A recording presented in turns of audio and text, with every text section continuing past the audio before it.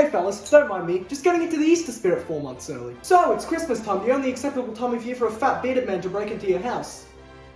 I never said anything about self-defense. A time for getting close, putting aside your differences and eating the hell out of that turkey. I must admit, even though it's Christmas, I'm not feeling very, I don't know, festive. And for Christ's sake, I don't know why I thought celebrating Easter would get me there quicker. You could always make the argument that I'm just getting too old for Christmas. I bought Epic Mickey 2 a month ago, alright? I'm still a child at heart.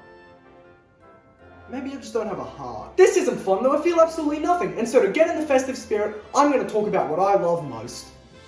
Dwarfism. 2 years in a row now I've talked about miniature Nintendo things. Next year will be a Mario's 2-inch penis Christmas. A Game Boy Micro, the last survivor of one of the most confusing family trees of all time. To this day I still don't get the idea behind this one. This thing was released in 2005 after the release of the Nintendo DS. When the DS released they were really trying to emphasize that it wasn't a successor to the Game Boy, because Lord knows if the DS failed, what are they gonna do? Now of course it did become one of the best selling consoles of all time, so there's nothing to worry about, but at that point, it was bloody terrifying. So in September of 2005, Nintendo released the Game Boy Micro as a last hurrah of sorts to save the Game Boy line in case the DS failed. In fairness, I'm pretty sure it ended up killing the Game Boy line, but it's a Nintendo move after all. This thing is often considered to be one of Nintendo's biggest failures, which I find a bit harsh considering it still shipped around 2.5 million units. Yeah, that's right, take that, Whiplash! I mean, it sold what it sold, and for a dinky-ass revision of the Game Boy after the release of the DS, it did alright enough. But that's not alright enough for anybody to remember the thing nowadays, so let's take a look back at the history and features of the Game Boy Micro and see why it's so dinky.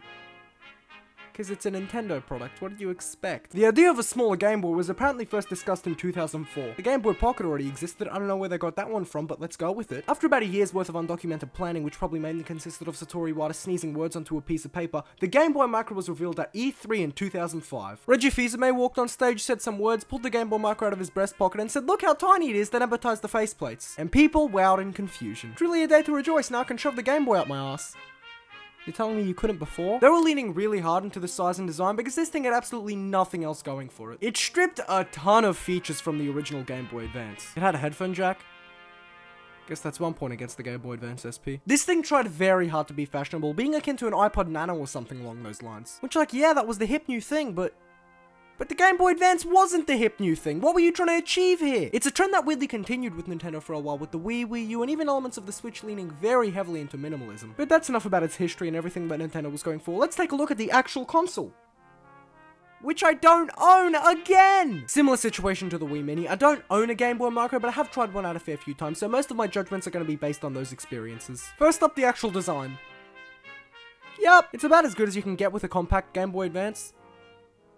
Doesn't mean it's good or easy to use, but they tried their best. It's just really cramped, and with less buttons and less place to put your fingers, I feel like I couldn't handle this if I was a toddler. Then again, I wouldn't trust myself with a regular Game Boy Advance if I was a toddler, but please let me make my point. It's so obvious Nintendo was going with style over substance. Like, yeah, play Super Mario Advance, but I'm not going to be willing to get carpal tunnel to do that. It's unfortunate though, because even though it's hard to use, the screen itself is great. It's so bright and vibrant and easily the best presentation any Game Boy system has ever had. Screen-wise at least. Everything else I've already gone on about that. There's not much else to say about the actual functionality of the system. It's just a tiny Game Boy Advance. But we haven't even gotten to the most fun part. The faceplates. Oh man, it's burning now. That's so rad. This one's nice. You see, if you bought a Game Boy Micro, you can take off the original faceplate and replace it with a bunch of quirky ones. I've never seen Nintendo try to be so hip. This thing had like 10 interchangeable faceplates. Like, who the hell wants bubbles on their Game Boy? This really reinforces my point that Nintendo was focused more on style over substance with this system. Like, what am I going to do with these faceplates? Impress my friends? Yes, please, they will doubt me on my love for Nintendo. It's a neat little gimmick. It doesn't add anything. It's a Game Boy Micro. But we haven't even gotten to my favorite part of the system.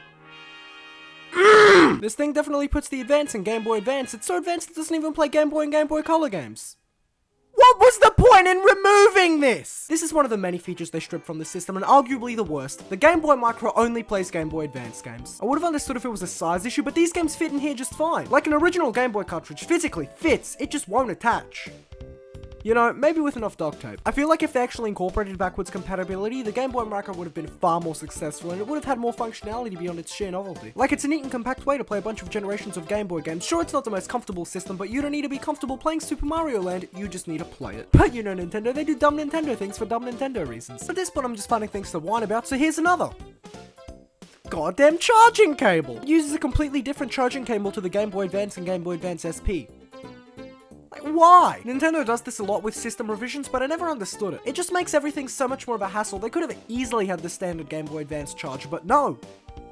No, this is Nintendo. Linking Game Boys has never been harder on today's episode of why the hell did Nintendo do this one? Now, you could always just buy an adapter. My counterpoint to that one, just don't buy a Game Boy Micro. The system overall isn't even poor, it's just kind of, I don't know, annoying. Like, man, it's just not functional. It really is nothing more than a novelty item, and at 150 Australian dollars, I'm not shocked the thing failed. It just looks so dinky next to the DS for only $70 more.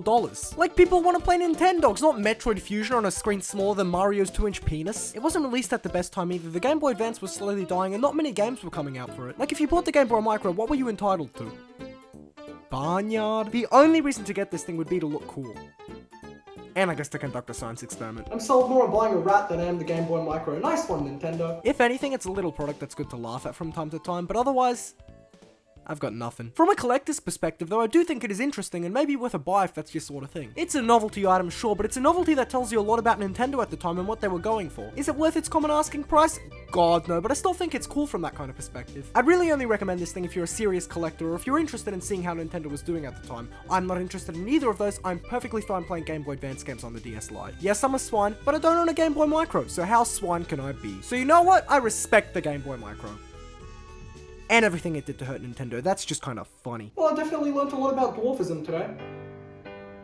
Still not feeling festive. I've talked about dumb stuff for the past 12 days now. I just don't get it. This feels like a curse. Oh my god, I made it. The North Pole. Jesus Christ, it is cold. Lucas. God? No, it's Santa Claus here to grant you a Christmas wish, it is. A Christmas wish? Oh man, I've really got to think about this one. I don't really need another Wii U. I've got it! I beg you to break this curse so I can stop making daily videos! Of course, Lucas. You're already out of it anyway. You are in the spirit of the cold days of Christmas. You mean to tell me talking about the Radiant Radish honors the Christmas spirit? Why, yes, of course. So you mean to tell me I'm really free? Yes, for the next 3 months. No, no, no!